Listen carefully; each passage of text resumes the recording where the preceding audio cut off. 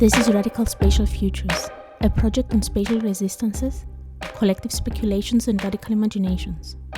You're listening to Confronting Radical Imagination, a conversation series asking what is the role of spatial practice in contexts so deeply conflictual that alternatives are not even considered possible. In this reflective journey, I confront spatial practitioners from around the globe with the notion of radical imagination. What does it mean to them? Is it valuable? Is it an inherent part of design and spatial practice? What is the role of imagination in wider processes of change? The conversations are structured around a series of material agents, images, drawings, and quotes amongst others, which are carefully curated from the practice's past work. In this conversation, I am joined by Max Hyven, and a warning slight fungal moments incoming in the rest of the episode, to discuss the radical imagination, which as a concept forms the backbone of this research project.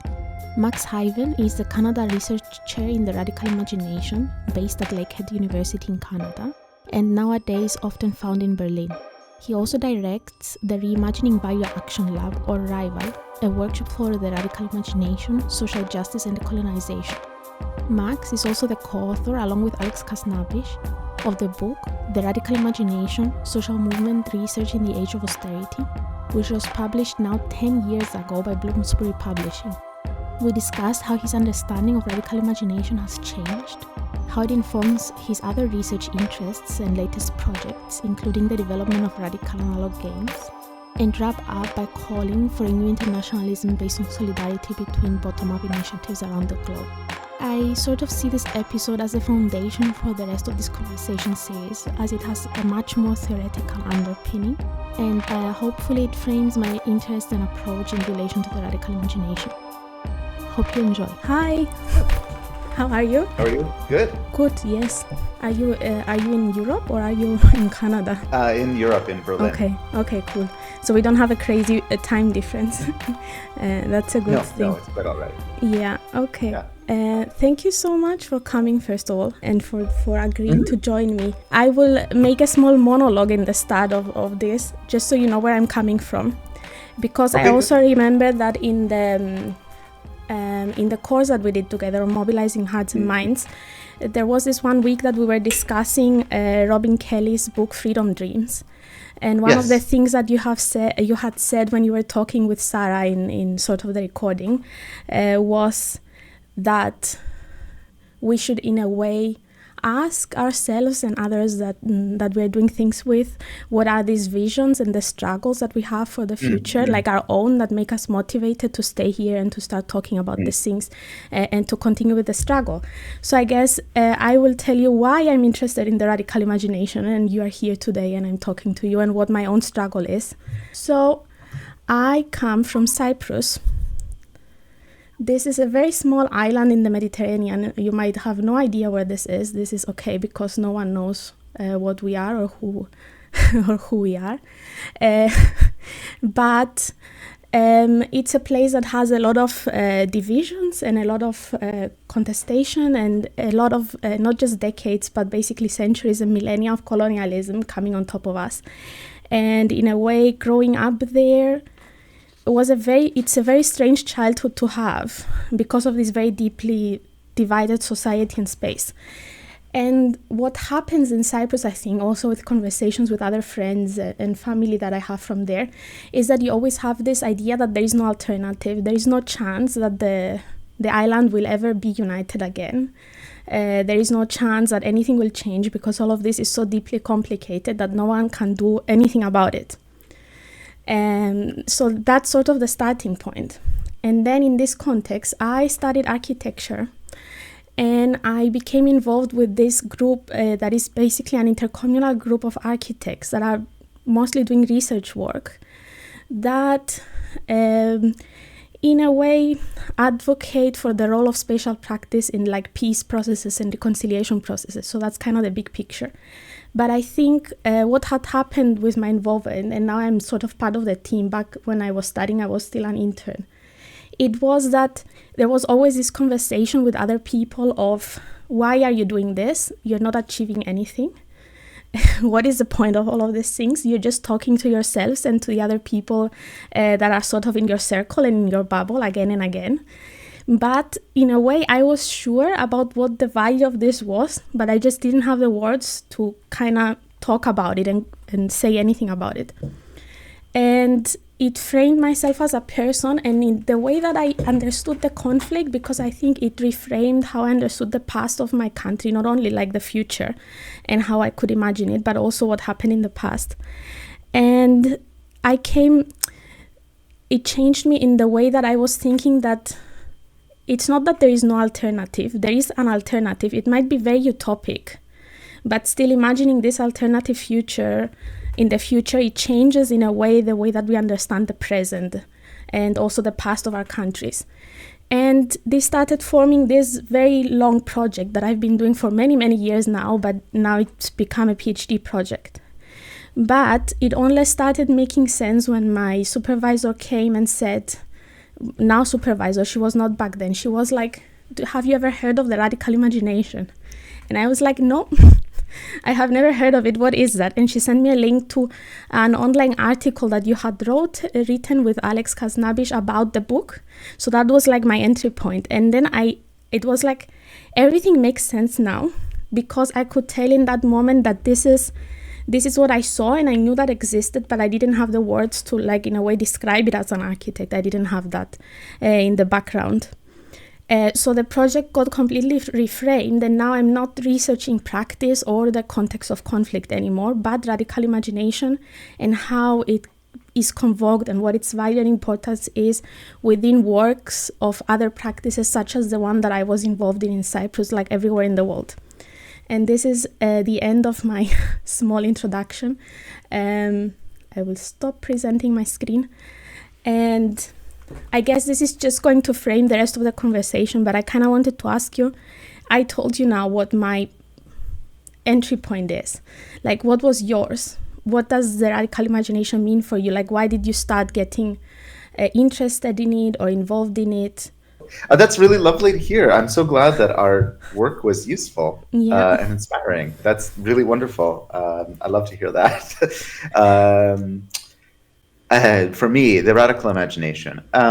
Well, I grew up in a family in Canada that my parents were activists, quite radical activists, since I was before I was born. And also for various other reasons, I kind of grew up, and my brother, who's 10 years younger than me, grew up as kind of outsiders in all of the communities we lived in.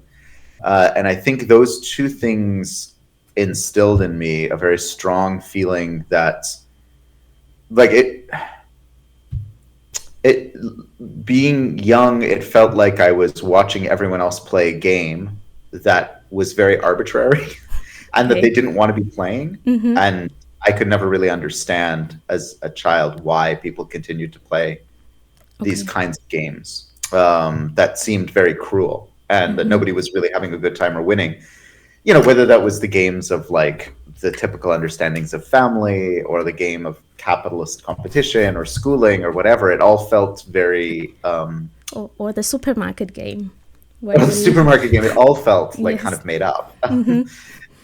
So I think I always grew up with that perspective. And then as I became an adult and became an activist in the alter globalization movement or anti-globalization movement, or whatever we want to call it, the kind of movement, the global movement that emerged in the late 90s, early 2000s, I started to organize a lot. And then I kind of burnt out around 2003, 2004. Especially as, like, that moment of hope in the late 90s, early 2000s kind of gave way to a pessimism around global imperialism, a loss of innocence, maybe, to say it less charitably, but pessimism nonetheless. And I began to become really interested in why we weren't more successful at convincing people to join these movements and struggle for some sort of different world and different society.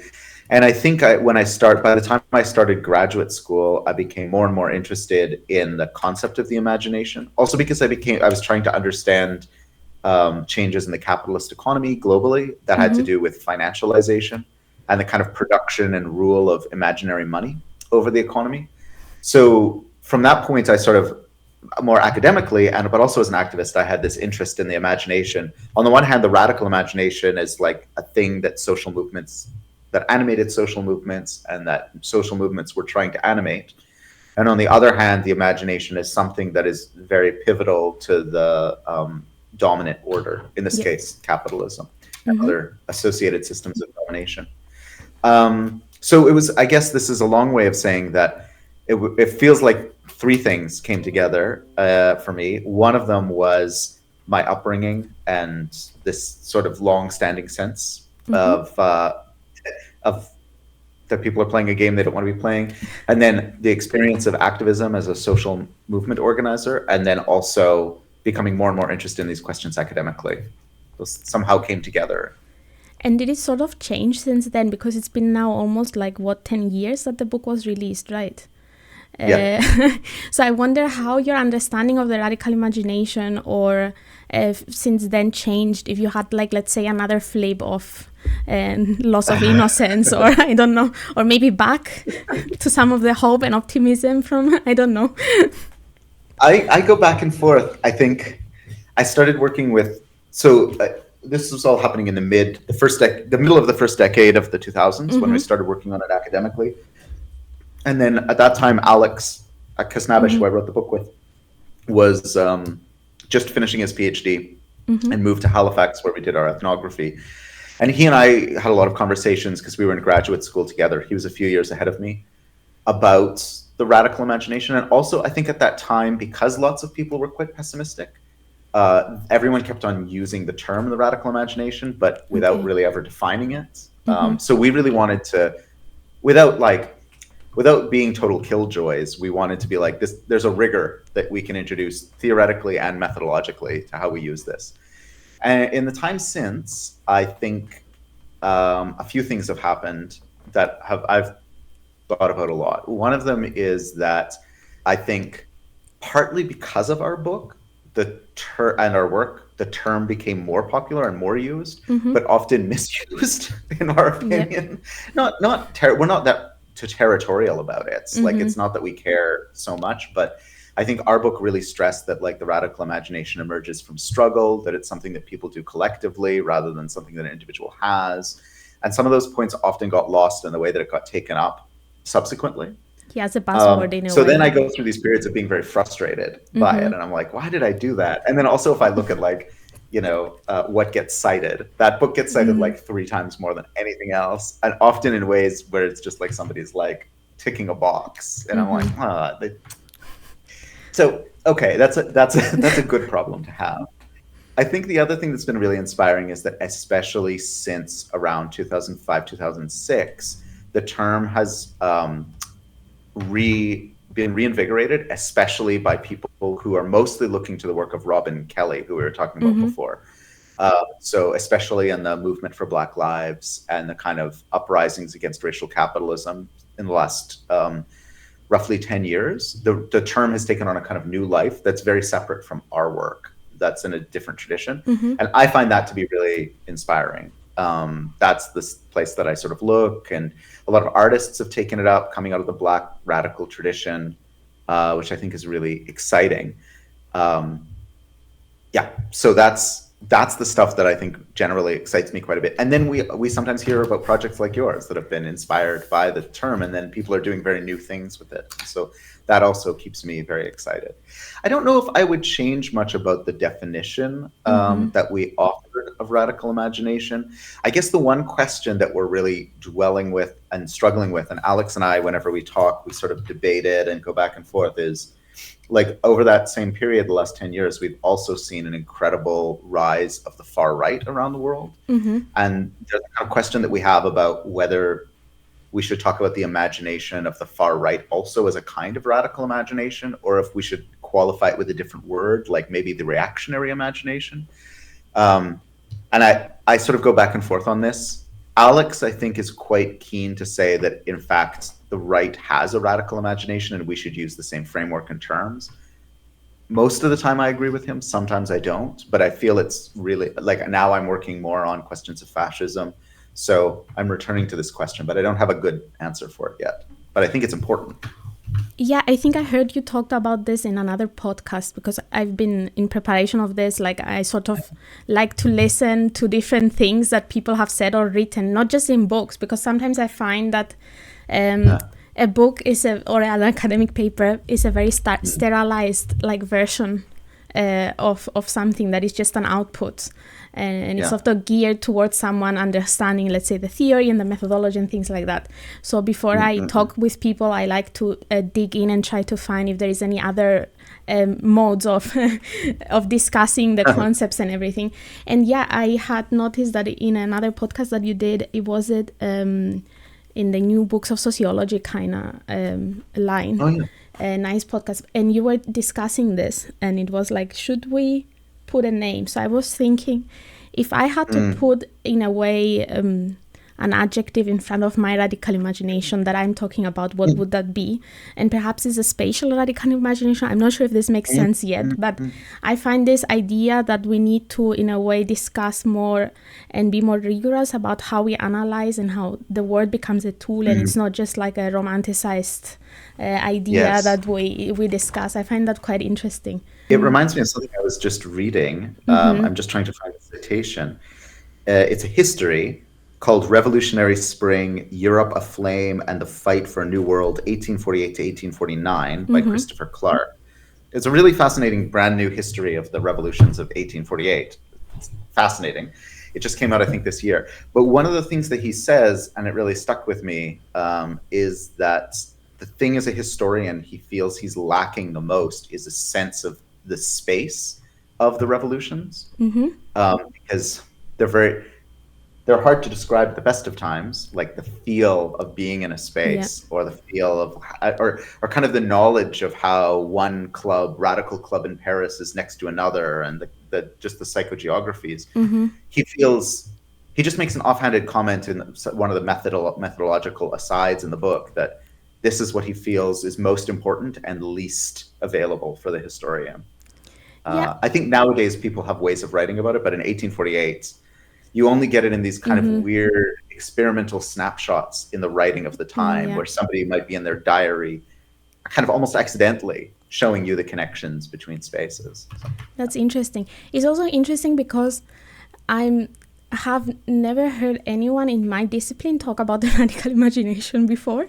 So it was like a very new thing for me. And whenever I go to anyone, and I, as a PhD student, you need to go and give presentations of your work, etc. And they're like, wait, what? And it takes a moment of me having to explain, because I also find myself being here, but my project is not really a normal PhD project in an architecture department, let's say. It could be like in sociology or in political sciences or anything like that as well. So I always need to spend some time to explain where I'm coming from and what I'm talking about. And I think, okay, maybe that brings me to another point. So I think what was very interesting for me was the methodology that you had sort of created for the project in regards to the radical imagination. And I'm specifically talking about this diagram here. Sorry, I just noticed that the reference is left from another interview. I'm sorry about that. On the bottom. But because I'm a very visual person, and I think the moment I saw this image in the book, I sort of framed what I was trying to do in my methodology in a different way. So my own methodology is very much related to this as well. And if you want, I can tell you more about it later. But I was also wondering, with asking you how your ideas changed, how is the way that you see this now that this project is so old? How do you come back to this methodology that was sort of about creating these new spaces where you convoke instead of invoke or evoke radical imagination, let's say, and this more prefigurative way of doing research or politics? Oh man, I mean, maybe the first thing to say about this whole thing is that I think that whole book, The Radical Imagination, and the work that came out of it, we came across as much more knowledgeable than we were. We kind of made it up as we went along. And I think Alex is actually an anthropologist and was trained in research methods, and was an ethnographer. But his research methods before that were fairly conventional. Like he just wanted to kind of interview people and wrote it up. And then I was in cultural studies, and we got like no methodological training in cultural studies. We were just expected to like pick it up, and most of what you do is textual analysis.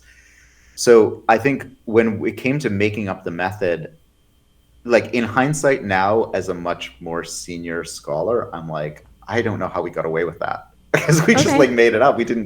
We weren't well, we should have been, I think, in closer dialogue with other people doing similar methods. Because as I learned in the later years, there's lots of people who are doing similar things methodologically, whether it's feminist action research or other forms of engaged or militant ethnography. But somehow there was something quite useful for us about just kind of figuring it out as we went along in a way that felt very responsive and responsible to the community we were working with. So that would be one thing I would say. I think, like many people, I think we put too much faith in the web-based forum that's at the that has a bunch of nodes in it. Nobody uses a web-based. Nobody cares. There's like, and actually, frankly, if you're doing community-based ethnography, you want to avoid the person who really cares about the web-based forum, because inevitably they're usually kind of cranky and loud, and they take space. They have more time than anyone else. Yeah. Yes. And you're like, oh no, one person has left 500 comments on every aspect of this project, and they're just like, so anyway. That's one thing. I think the other thing that didn't make it onto that graph when we published the book is that by the time the book was at press and under review and all that, we'd already shifted away from the speaker series, which is kind of near the end of on the right-hand side of the thing, and we'd moved more towards a film series. Okay, that's documentary interesting. Screening series. Partly because we found that there was much more public interest in the documentaries. It was easier, I don't know, it's easier for people to go on dates to documentary films than it is to be like, let's go see a speaker. I don't know. I don't know what it was, but like the public wanted to go to documentaries a lot more. And it also allowed us to what felt like much more like a partnership with our community partners, because we'd be working with someone in an environmental activist group, and it was much easier to say like, would you show a documentary film screening and then be there for the Q&A afterwards to talk about your work, than it was to say like, would you be willing to give a whole talk on a subject? It's a smaller ask. So that changed. Since that time, I've let's see.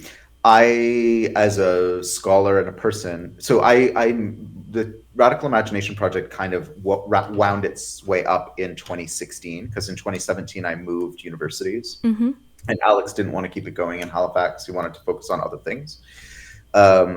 Since that time, I've led a much more itinerant lifestyle. I travel a lot, and so I'm not grounded in the same space as I was in Halifax. So a lot of my work on the Radical Imagination has been less longitudinal and much more concentrated in particular events or encounters, or has started to take place a lot more in internet space. So these days I work on a project where we run workshops for Amazon workers to write speculative fiction about the world after Amazon. It still uses a kind of convocation methodology, but it's in online space and it's much more sort of concentrated. And these people don't consider themselves activists primarily. They consider they're just workers. I make radical board games, but that is also, it's about convocation. I'm thinking about the board game table as a space of convocation, but it's much smaller than a kind of social movement milieu.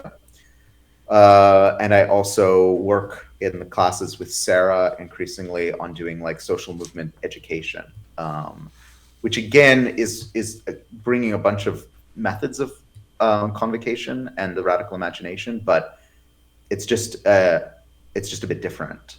I did do some work in a more grounded, localized way in the city of Thunder Bay in Canada, where I worked for many years.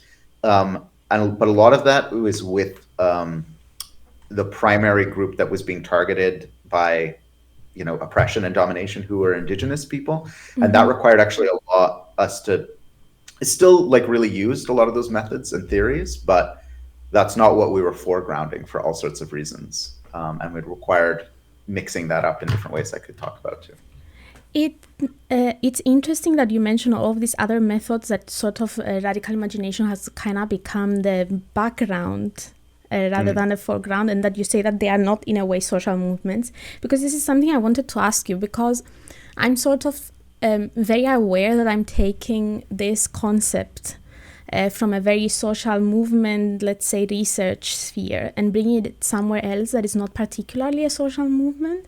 Like discussing this with my supervisor, she was like, maybe these practices that you're researching, perhaps someone could see them as an in-between space between, like, let's say the social movement and the other citizens, or I don't know, some other actors in the city, etc. Some of these people call themselves activists, but it's not all of them, and it's not always in the foreground, because the work that they do is so diverse. So, but it's interesting because in a way, architects, like as a profession, like inherently, if you think about it, all that we do is imagine things that don't exist.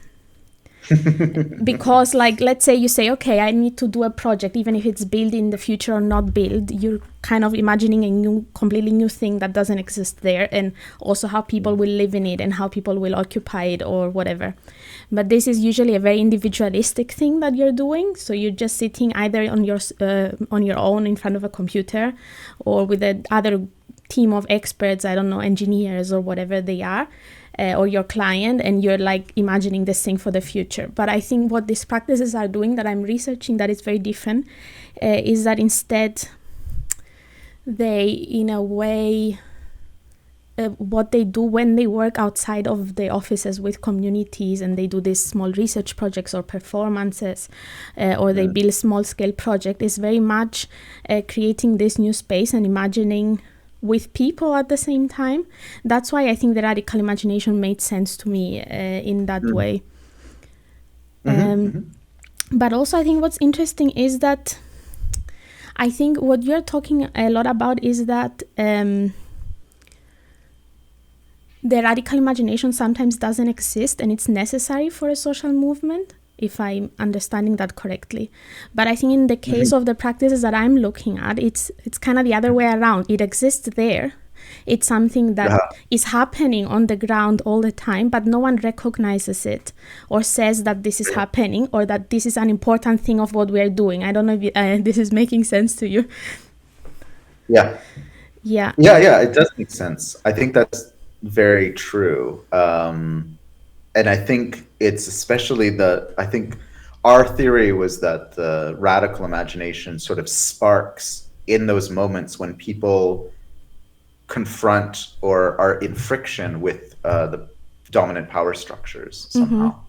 So I think it's happening all over the place. And then the question is, what's the role of the researcher in not just observing it, but also fostering it, sort of fanning the flames as those sparks come up? And so I think that makes a lot of sense to me. I think the question is often about what kind of power relations are existing and how people are in friction with it or confronting it. I was recently I'm avoiding the third person here. I am on the committee of someone who's doing their dissertation research on how educators think about sustainability. And the question I had for them, because they're trying to use part of the radical imagination method, was like, where is the friction with power here? Like, in the draft that I read, I could see that there was a wish by the educators to be responsible to or in dialogue with the major issues of our day, like climate change. But I suppose often what happens when people take up the radical imagination and use it methodologically is the actual conflict and tension tends to disappear sometimes. And that's the one part of it that I want to really hold on to, is that, like, the radical imagination is it's in a dialectic with these struggles against power, and it comes from that moment when individuals and social groups somehow are called to reject the dominant power relations when they say no, essentially, on some level, even if that no is silent. So that's That's what I'm always interested in. That's so interesting because it kind of brings me back, because if you think about it, like the three major tenets of my project is conflict, and then this sort of alternative architectural practice, let's say, or spatial practice, and the radical imagination. And the reason, first of all, conflict started because of the case of Cyprus. So I understood that in that case that I had experienced, it was because of this sense of urgency that something was happening, and there was this group of people that against all odds they shouldn't talk to each other, but they somehow found each other in this two sides of an island that is divided, and you cannot really meet each other that easily, and said, okay, these things that are happening, they are not supposed to happen. And this is a moment where we should start finding a new way to see our cities, to understand how we are, what is happening. And interestingly enough, that group is also called Imaginary Famagusta. And Imaginary was like a sort of, it was like a double sword that we had back in the day, because if you called yourself as any formal institution, or you were a charity, or you had any sort of formalized status as a group, no one from the two governments from both sides of the island would agree to come and have a discussion with you openly, because it meant that they are aligning with your political views or whatever the hell. They were not allowed to do that. It was like a very political thing, right? And then calling ourselves Imaginary was in a way as a way to tell them, you know, this is not real things. We're not really discussing about the present or your political opinions or what the government is doing and stuff like that. This is an imaginary scenario of what might happen in 30 years in the city. And they were like, okay, cool. So it's just like playing games and talking about what could be. And we made them, in a way, be in the shoes of other actors of the city, like, I don't know, the port or a fish or like other things. So they, in a way, stepped out of their formal shoes. And through this idea of the imaginary, it became sort of a tool for them to be, and also come and sit around the same table with people from the other side of the island that they would normally not interact with. Right. So it was a very interesting thing. But going back to the conflict, I started from this, but conflict for me means something completely different now. So it's not just about armed warfare or like division because of ethno-national issues or stuff like that.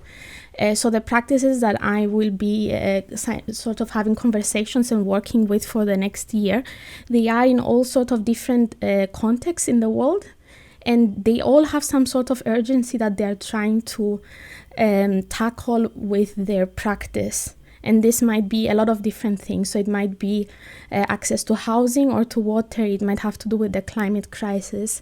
In cases, it might have to do with areas that have been became ghettos because of sort of refusal to be with other people. So I opened the idea of conflict up from what the case of Cyprus was, to find this sort of people that work in the community for different cases that are struggling in a way for different reasons, and to see how do they produce this imaginary alternatives or radical imagination within their work with people and with whom.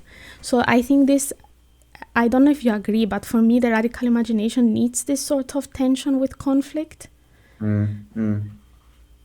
Because if not, I don't know, there is like there is no urgency. There is like it's like, why are you, there has to be something that is so divisive or that creates such different narratives or imaginaries for people that you need to say that okay, there is no alternative, and suddenly we say no. So it's like a whole flip. If that flip doesn't happen, then the radical imagination is not as important.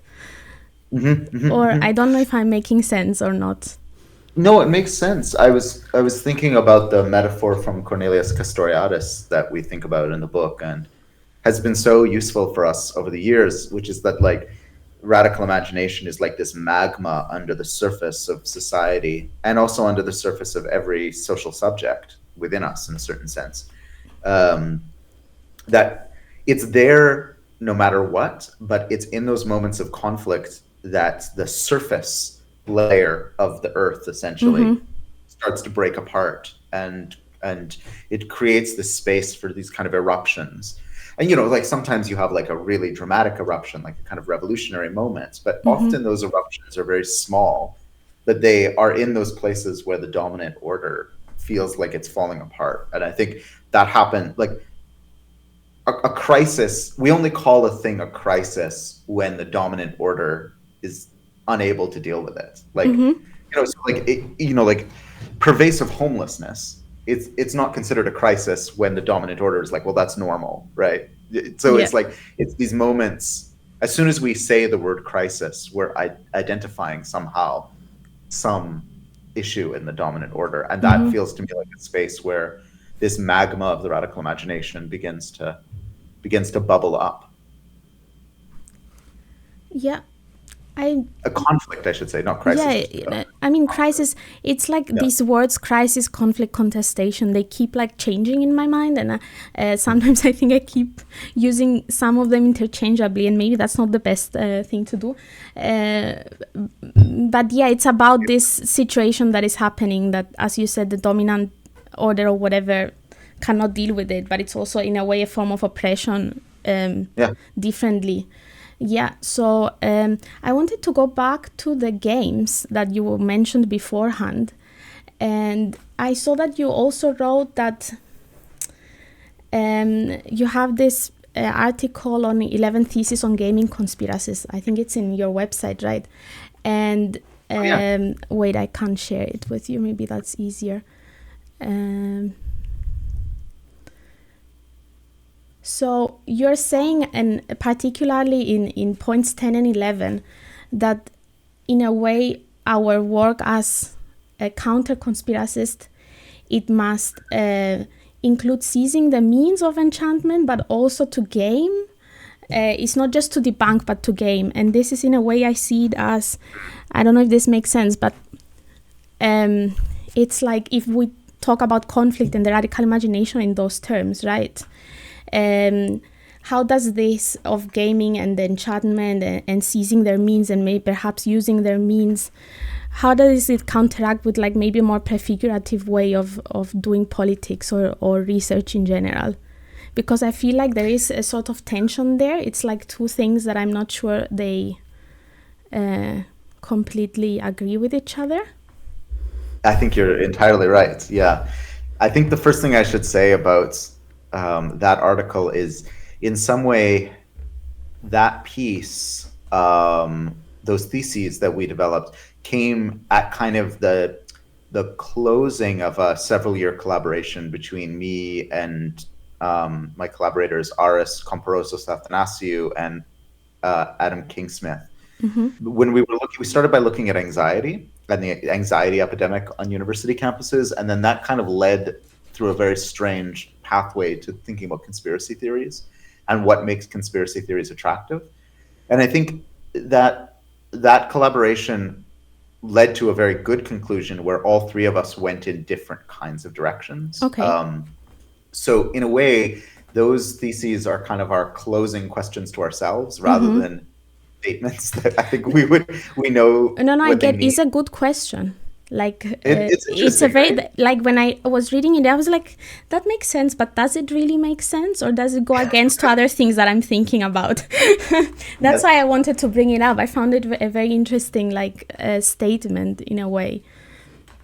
Yeah, I still dwell with it, and I don't know what I think. I think you're right, though, that it is very different, or it's not very different, but there's some subtle differences between it and a prefigurative form of research, in the sense that I think when Alex and I were working on the radical imagination and thinking about prefigurative politics and prefigurative research, our dominant question was like, how could we do a form of research that's sort of borrowed from the future we want to live in? Like once there's some sort of revolutionary change and universities as we know them are abolished and everyone has enough, so nobody really needs to work in the way that we think of work today. And we also eliminate a lot of the unfair hierarchies that right now gatekeep academic work. Like, what would we be doing with our days? Would we still be doing research? And we were like, yeah, we probably still would, but like we'd be doing something very different in our communities. Mm-hmm. And then based on that question, we sort of started to build out a methodology for how the researcher could think of themselves as a kind of community organizer, being in the in-between space between different initiatives that today take the form of radical social movements, but in that future, those initiatives would take many other forms, like unions that are running workplaces or community councils. These institutions would eventually become the institutions of a post-revolutionary egalitarian society. So that was kind of the methodology for this. Then when Adam and Aris and somehow I only work with people with A in their first names. Yeah, that's true. That's interesting. I just realized that. It's like people that name their children all starting from the same letter. Similarly, you choose your collaborators. I think with the thing that I was working on with Adam and Aris, our methodology is much less prefigurative and much more interventionist, in the sense that I don't think we would be using the same methods in a post-revolutionary society. Okay. This is a method, like when we're thinking about reclaiming the means of enchantment, we're really thinking about like, what is a tactical maneuver that the researcher could do now to try and shift things in the present, that is not so concerned with borrowing from the future. So, I mean, a number of us went in a lot of different ways. I think I'm probably doing most of this, unless they have told me other things they're doing. I'm working a lot on board games right now, and thinking about enchantment as this mode of thinking, and particularly a certain kind of dialectic of enchantment, in the sense that the capitalist system we live under is both enchanting and disenchanting at the same time. And so a method that would try and intervene in that should be both enchanting and disenchanting.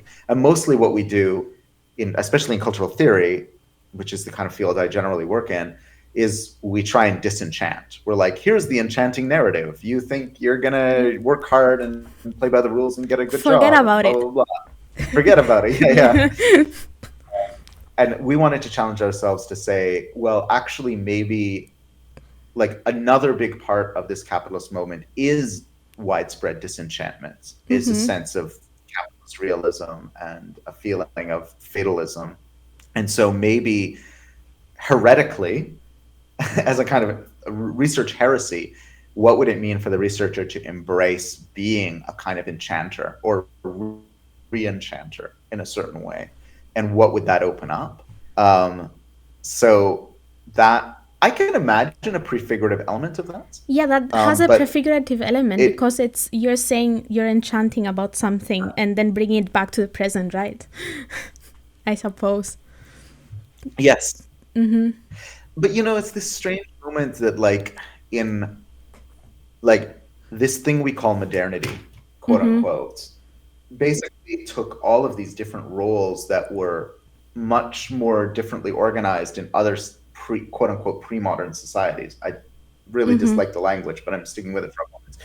And it sort of segmented them out and gave them to different roles. So what a scholar does now might have been many activities that at one point would have been done by someone with religious authority, or someone with the authority to keep and hold stories for a society, or somebody who is in charge of what we today would call magic.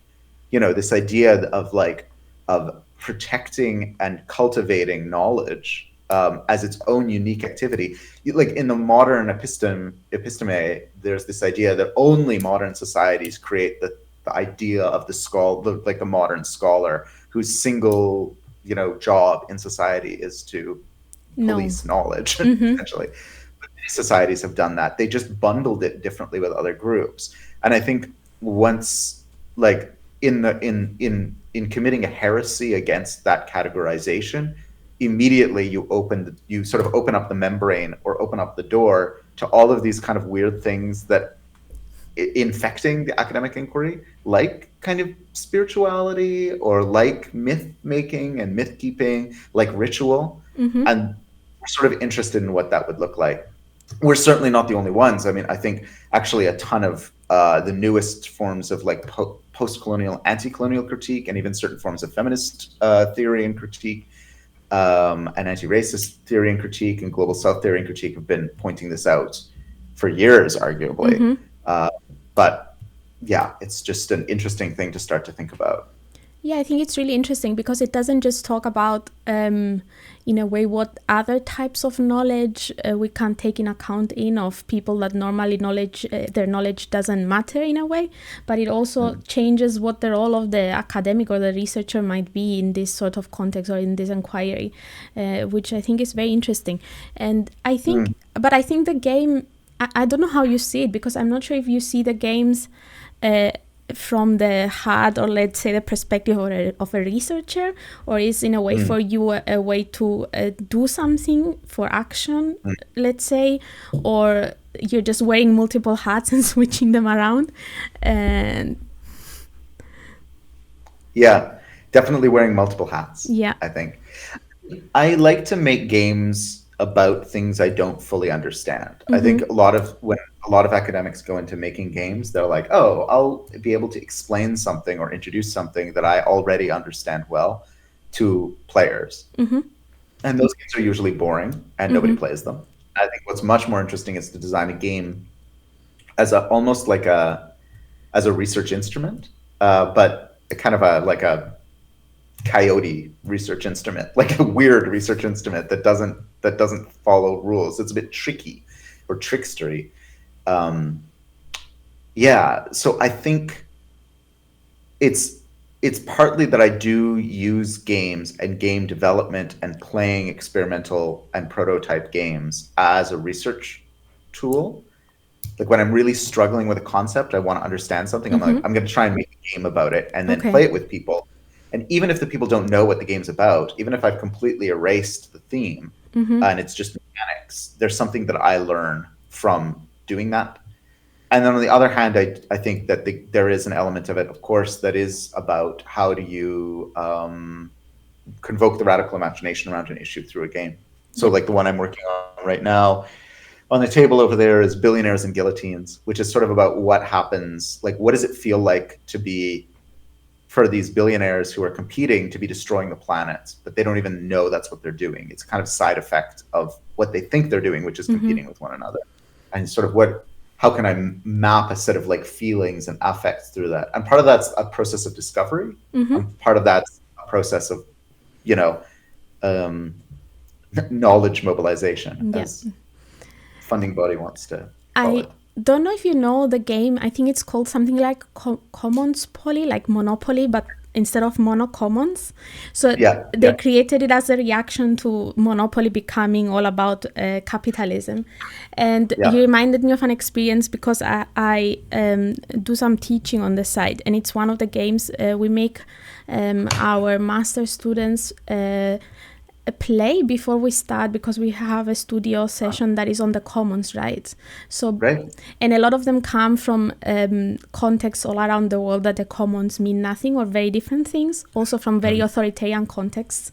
So it's always very interesting for them to play the game and through the game start understanding the concept in a different way that they could not like materialize in their heads without actually doing the action. So I think it has many different ways of seeing it or using games. I think it's a very interesting thing. And the reason that I'm bringing games up so much is because I think it's a form of also critical spatial practice like the ones that I'm looking into. I see many similarities in a way because in a way you're creating something to do something with people and learn something from that. And maybe in that instance, in the games that you are doing, it's not necessarily spatial in that way, but it is practice, if that makes sense. Definitely. So, and I mean, I'm working with my research team right now on games quite a bit, and we are thinking a little bit about this question of the spatiality of games. I'm sure other people think about it much more rigorously, but I've been thinking a bit recently about, for instance, the game as it takes over a domestic space, like a dinner table or a coffee table in the home. And Also thinking about the game in a classroom, which is where a lot of people actually end up playing games, and a lot of the more like lefty critical games end up only ever existing in classrooms, like Yes. the one you're speaking about. Yes. Like, I don't know that many people who play Commons Poly Yeah. as No, I for don't think so.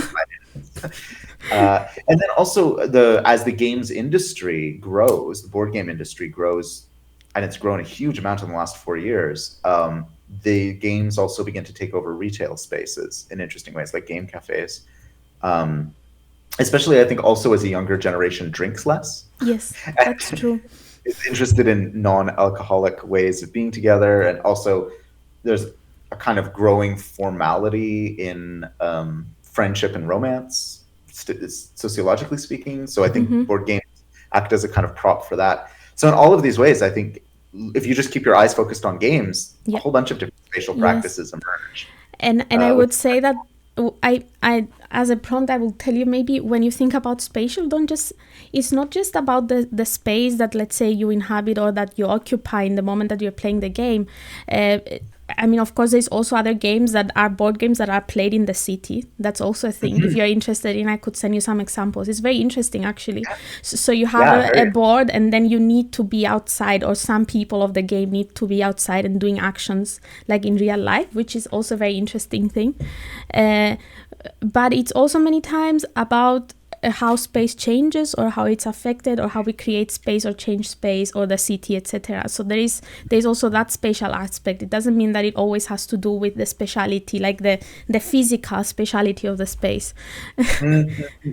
Yeah, I see that. Yeah, with augmented and alternate reality gaming, and so interesting. And not just that, just I don't know. Yeah, I think many times when people think about space, they just think about the sort of physical aspect of it, or I don't know, the dimensions, or where we are and how it looks. But a lot of things are spatial, and they are how we say also socially reproduced. They are also, I think, that's always reproduced in our cities and in space as well. This is a thing that a lot of people sort of in my discipline talk about, but all the social reproductions that happens in society, if you look in a city in a way, it's a mirror of that, and you can it can go both ways. So through the city you can see and understand how a certain society does things or acts, or what are the important things that come above other things, and the other way around. Through understanding social reproduction and how that works, you can also understand how an urban space or even our domestic space changes. So it has this kind of dialectic relationship with each other, which is interesting. Okay, so changing topic. Another thing that I was very interested in is your Reimagining Value like action lab, Rival, that you have set up in Lakehead University. And I mean, I had a look at the website and at the projects, but maybe my question is something that is not mentioned at all. So it's, why Reimagining Value? How did you come to that concept and that name? Because Reimagining Value is something that I was thinking a lot about, and maybe in a completely different way. So I'm curious to see what it means for you. And what type of value are you talking about? Yeah, I think when I first, the lab was set up when I took up this position in Thunder Bay at Lakehead University of the Canada Research Chair. And briefly, the Canada Research Chair program was set up about 25 years ago by the Canadian government to kind of try and prevent a brain drain of top researchers to the United States, mostly. Okay. Because the United States has a kind of critical mass of private universities that started a tradition of hiring these chairs, which would usually be endowed by a funder. So you have like the Mr. and Mrs. Smith chair in romance studies or something like that. It's just one of the ways that the U.S. Sort of highly capitalist academic system works. And the Canadian, because of our proximity to the United States and how much culture is shared, the Canadian government felt that they needed to create a kind of state-funded alternative. Okay. So when you get one of these jobs, it comes with extra research support relative to our usual professors. professorship. And time, usually it comes with a release from teaching relative to other Mm-hmm. professorships. And one of the things they want you to do is to start a lab Okay. wherever you go. The other funny thing about these programs is because it's a kind of semi-socialized version of a American system, Mm-hmm. the trade-off is you have to go where they send you. So the professorships, the chairs are held at universities across the country rather than Okay. everyone being concentrated in Vancouver or Toronto or Mm-hmm. Montreal. So when I got one, I got to go to Thunder Bay, which is a very small, remote city Mm-hmm. in Canada. Quite notorious because it's the racism and hate crime and murder and drug overdose capital of Oh Canada. wow. Okay. That's a It's place a very for you place. to end up in. Yeah. Well, I kind of went because of that, to be Yes. honest. I mean, the Yeah. job is great, but Mm-hmm. I was also really interested in going to the place. Also, because not a lot of activists go. Like most of the activists leave there, so Mm-hmm. there's not a lot of people on the ground who want to try and work on such issues. Um, and I think when I took up the job, I had first proposed when I first applied for the job that I would do a lot of stuff more around money because I was working at that time on a book called Art After Money, Money Mm-hmm. After Art. It's about how artists are responding to financialization. And so I think the first name of the lab was like the Common Currencies Lab. Okay. But I realized quite quickly as the actual job start date began that Mm-hmm. I you hold these positions for up to 10 years, and I realized I wasn't going to be interested in money and currency for 10 years. I was Mm-hmm. already getting bored of it. So I was like, okay, this needs to broaden out a little bit more. And I also realized that like I wanted to give myself permission in the name of the lab to make the lab a space for social movements and intervention. So I came up with this formulation of an action lab. um, and then in terms of reimagining value, I mean, I've been working very slowly over the last few years on a book of kind of, uh, let's call it like theory for organizers. Okay. Um, and one of the pieces of that I also written about, also now about 10 years ago, is the distinction between redistributing wealth and reimagining value. And very briefly, the idea behind that is it's a bit of a pushback against sort of social democratic dreams, which are limited to just okay, let's take the wealth that exists in society and then kind of add it all up and then divide it by the population and have a much more equal redistribution of Mm-hmm. wealth. So I'm in favor of that, but I think that there's also a bigger problem that a lot of the wealth that exists now is illegitimate. A lot of the financial wealth can't be redistributed, and if it was, it wouldn't be worth what it is Mm-hmm. now. We also need to fundamentally reimagine how wealth is produced, and that's a question of the value of labor and a value of land. And even more broadly, we need to engage in what like Martin Luther King called a revolution of social values, which is like there's a fundamental problem in our society that goes beyond just who has the money, which is like how we determine who and what is valuable. Yes. Um, and so the idea of reimagining value for me means somehow rising to that challenge and creating the kind of infrastructures where it would be possible to reimagine value and also to highlight those parts of struggles, grassroots struggles in all sorts of ways that are sort of taking flight from the question of challenging the distribution of value in our society. And in Thunder Bay, a lot of that, and at Rival, a lot of that took the form of, in that context, working with Indigenous groups who not only are fighting for redistribution of wealth, because basically it's the wealth of, like they've been expropriated of their wealth in terms of land for Mm-hmm. 500 years. It was also in a certain way like reevaluating a lot of the things that the dominant society valued. So one of the projects I worked on there just briefly was working with the local public library on what it would mean for the library to really decolonize.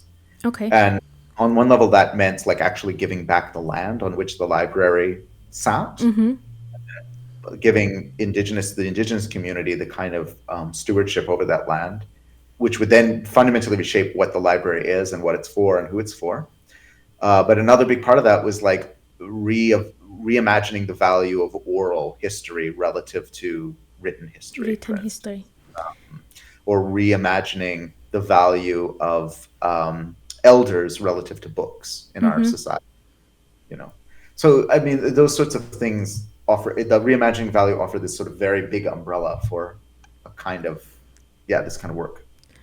I think it's funny because it brings up a part of my project that I don't necessarily always write about in my proposals or talk to people about, because I think one of the main motivations, but I think perhaps also a thing that I think that I could offer to these practices that I'm working with is. And I think it's hard for me to talk about because in a way I'm critical towards this thing that they are doing, some of them, and that's it, because it's so hard to in a way define the value of what they're doing, because it has no physical impact. There is no a building being built, or there is no policy that is changed. There is nothing that they can say that they can like legitimize in a way what they're doing through measurable impact. And then they try to find ways to talk about their value through things that I believe are sort of a little bit against what they're trying to do and like their ethics. For example, none of these practices are about producing money or monetary value, but a case is that one of these practices wrote a paper trying to put specific value and money on a project that they did that was like for 15 years, and it was like, okay, if you counted this as labor or as volunteer hours, or these people got so much training from our project, etc., it would have made so much money in the end. And in a way, my response to that is yes, I guess it's a way to signify how valuable your work is, but on the other hand, I don't think that's what the value of your work is. I think the value of your work is based on the radical imagination, basically, and how you manage to be with these people and together kind of change your subjectivity, or do things and make them see their existence and their context in a completely different way than they did previously, or to understand that there might be different alternatives for them in the future. So I think underground, this is something that I'm thinking about a lot, but I'm still not sure of how I can talk about it more openly, if that makes sense. I think it's very, very hard to talk about it publicly because so many people, like all of us, are habituated throughout our whole lives into the dominant paradigm. And people kind of, I mean, it's very ideological in the sense that people know and don't know at the same time. You know, they're like, they would probably, I think most people that I've worked with would agree. They're like, yeah, we shouldn't be measuring our value just this way, but we still have to. Like we still have to, because we need to play with the system. But and but I think that's precisely the tension between like redistributing wealth and reimagining value. And you know, sometimes it gets really macabre. Like, you know, you have social movements fighting over like I don't know, trade union associations fighting over workers' compensation for like lost limbs in the insurance industry or something like that. And you're like, we have to put or you know, like carbon credits, where you know you're basically having to translate the obliteration of whole ways of life and you know millions of climate refugees by putting a price on it, by putting on a price of tonnage of carbon or something like that. And I think it's a big problem also in games, in the sort of age of resource management games, that you know we're always being encouraged to translate everything of value into the vernacular of the market.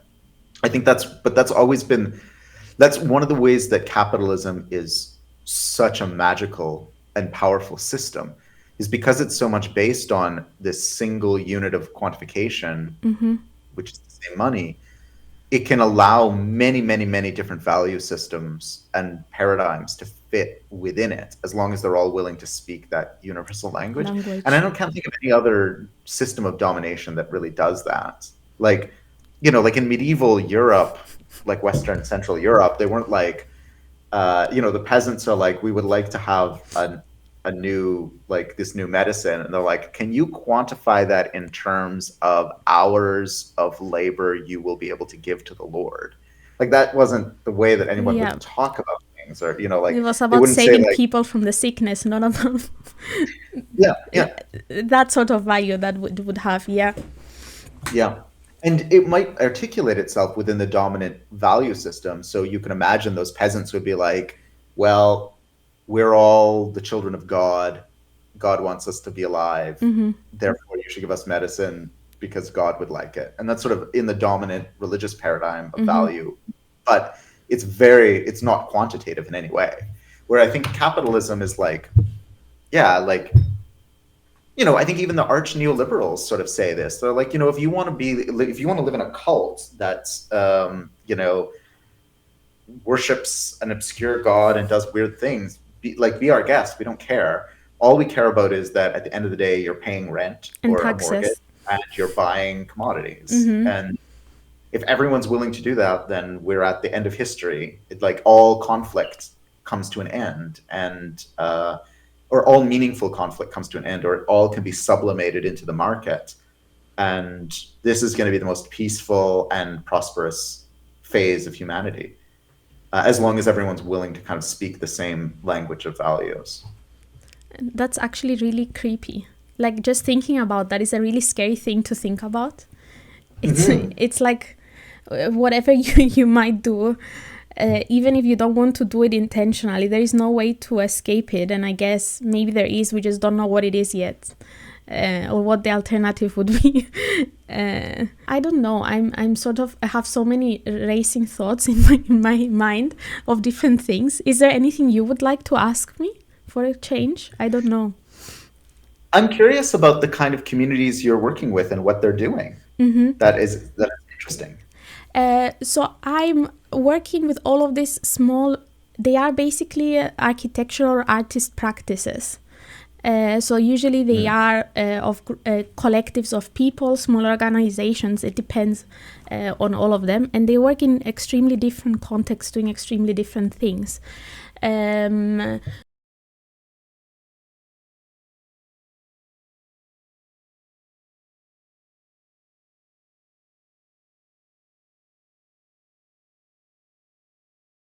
So these are completely different projects, but I think the common thing about them is that these are contexts where there is such stark divisions, whatever these divisions have to do with.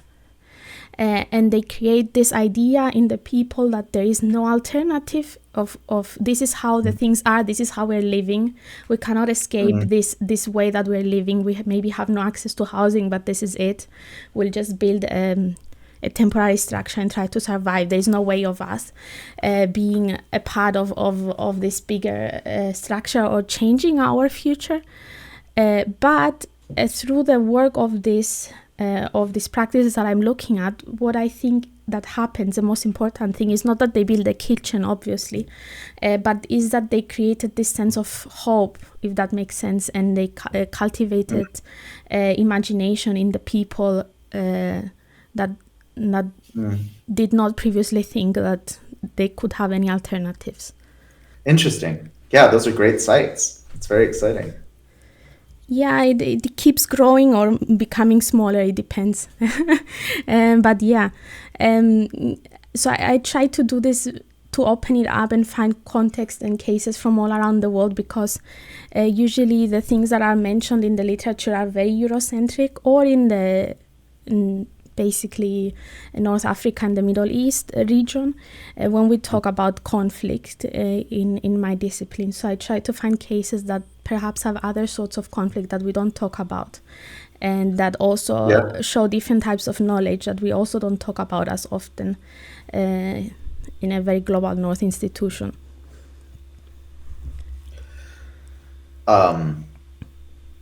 Yeah.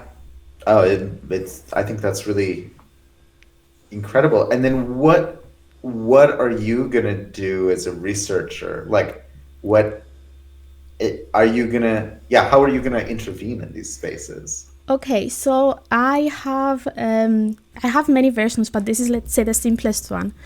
So in a first phase, I do what I call confront them with the radical imagination. Which means this is something that these people are not talking about. They don't know what this means. They're not discussing this word.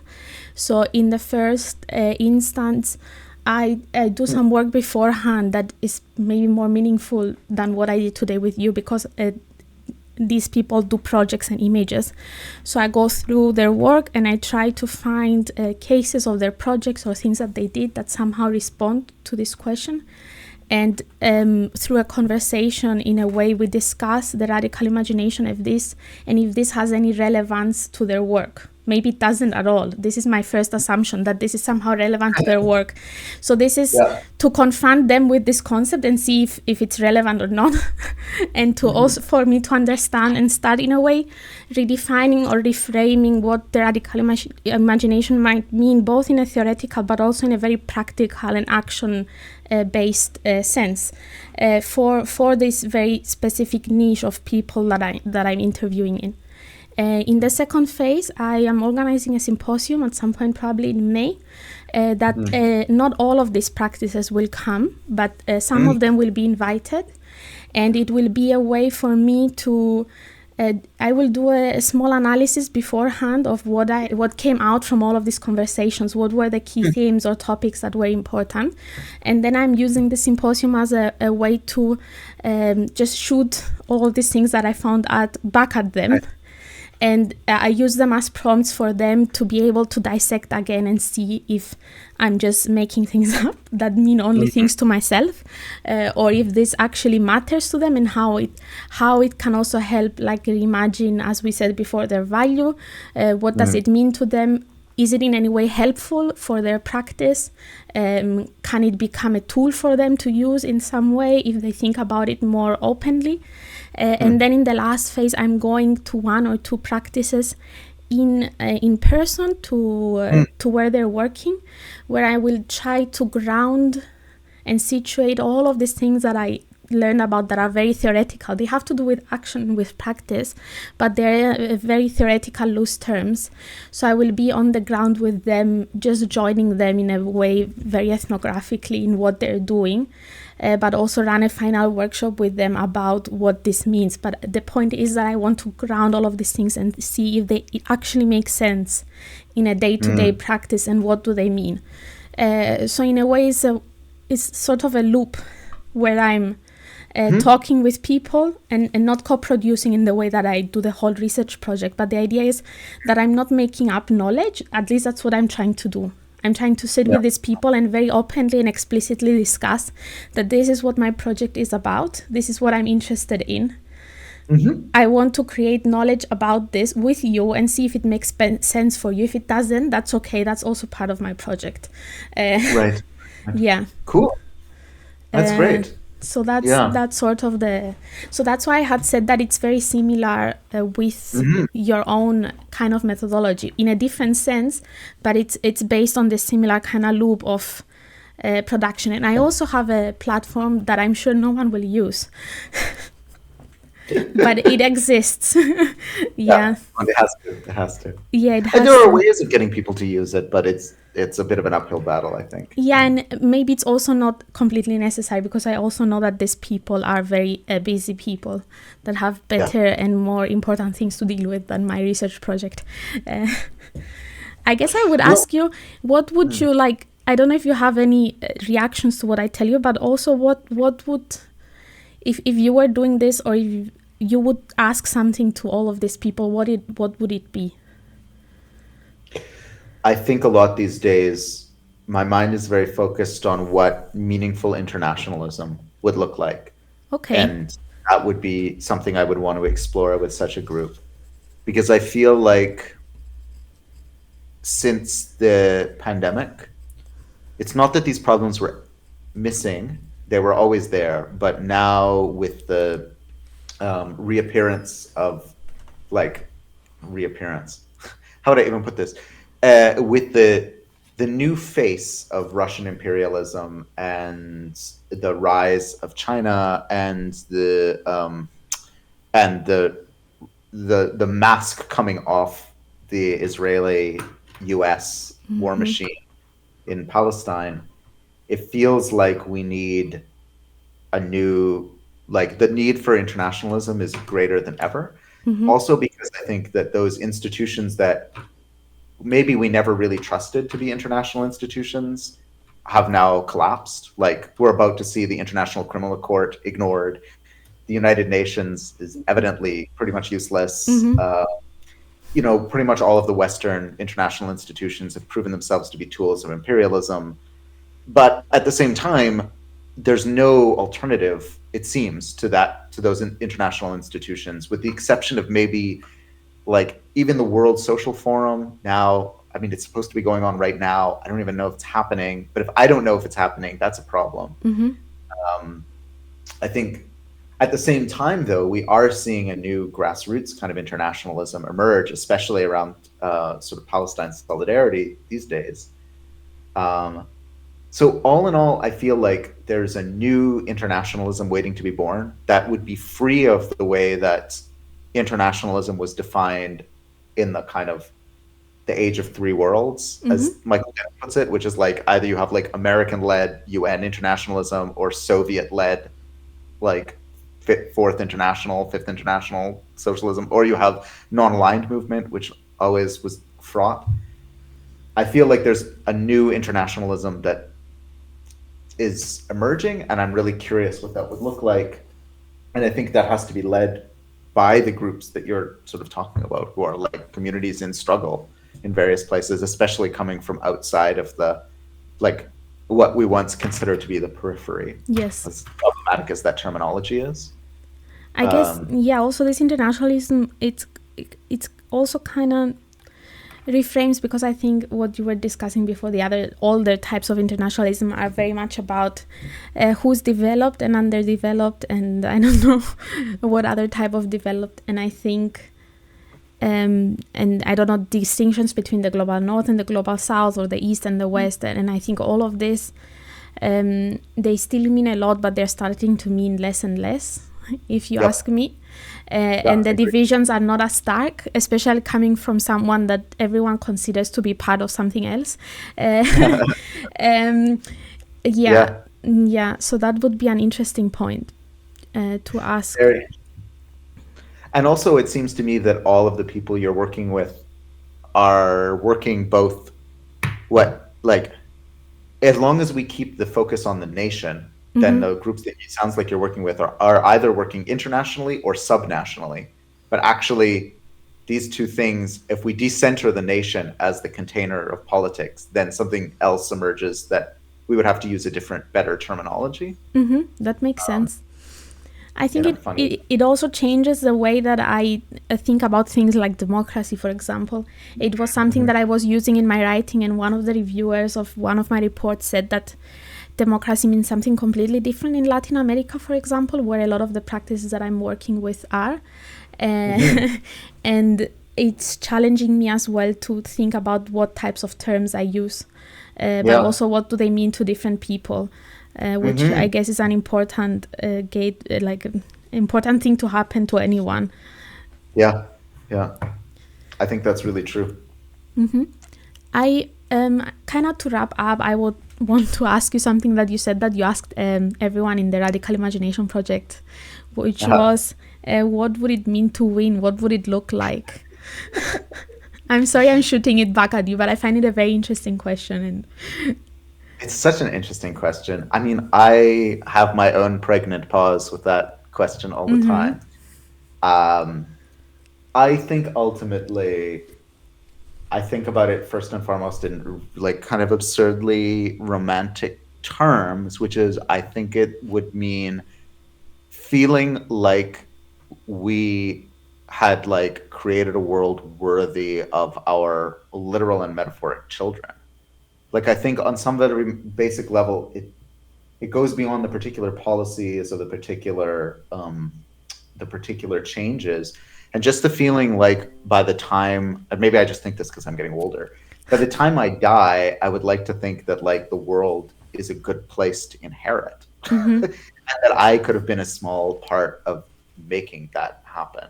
And I feel that like right now, like it is an intolerable world to inherit. Like it is so fucked up. There's so much violence and so much misery, and so I feel on just some level that like I would feel like I would have won or I would have been part of winning if I could say, like, at one point I felt like this world that we're leaving to future generations like is a worthy world, and now I feel like it is. That didn't come across. I mixed up the syntax, but you know what I mean. Yes. Here. Yeah, and I think that's, to me, that's what it would feel like to win on some level.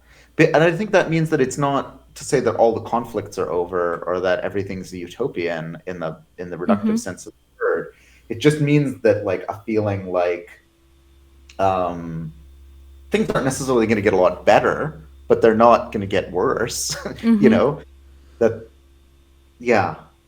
So on some level, I feel that, and it feels abstract on one level because I'm not talking about this or that policy, but on another level, I think there's a feeling to it that feels very tangible, and I think we would sort of know when we got there in a kind of way.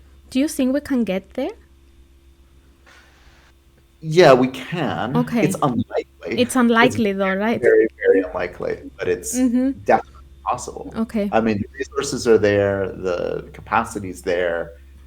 It's like, in a funny way, it's so close. You know, in a way that I think it wasn't many generations ago in certain ways. I mean, just the amount of capacity that we have as a species now is massive, and even our ability to coordinate as a species, theoretically at least, is greater than it's ever been.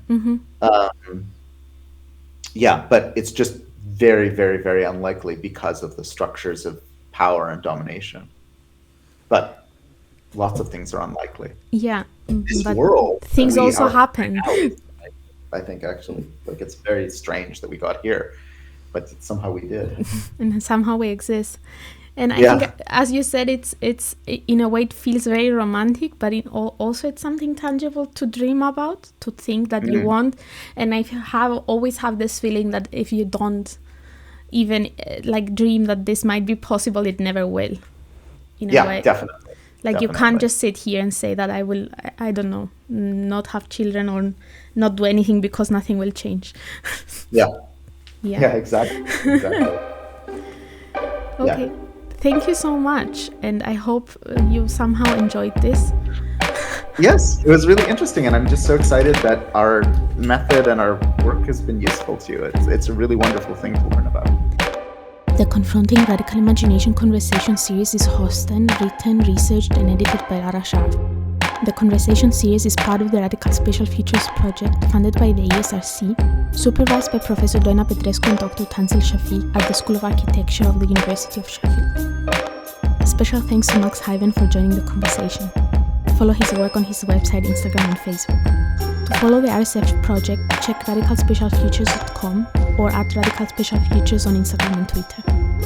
Playing in the intro and outro is Fairy Tales by Daniel Zambo.